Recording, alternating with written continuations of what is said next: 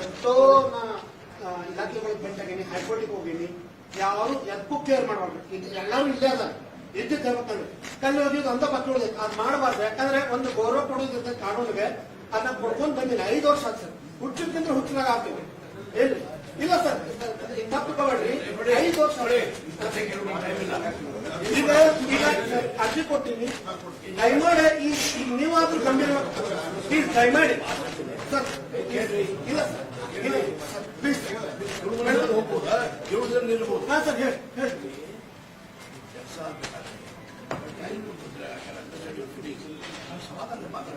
ಸಮಾಧಾನ ಸರ್ ಬಿಟ್ಲಲ್ಲ, ಇದು ಸಮಾಧಾನ ನಂದೆ.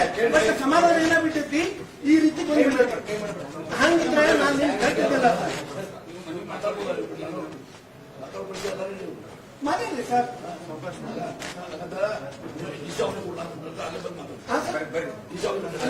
ಇದು ಪ್ಲೀಸ್ ದಯಮಾಡಿ ಕೊಡ್ರಿ sir. Madam S P madam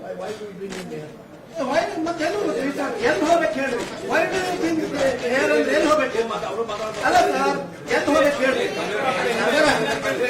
sir? ಎಲ್ಲಿ ಹೋಗ್ಬೇಕು ಹೇಳ್ರಿ? ಏನಂದ್ರೆ ಯಾಕೆ ಎಲ್ಲ ನಿಂಗೆ ಅಂತೀರಾ?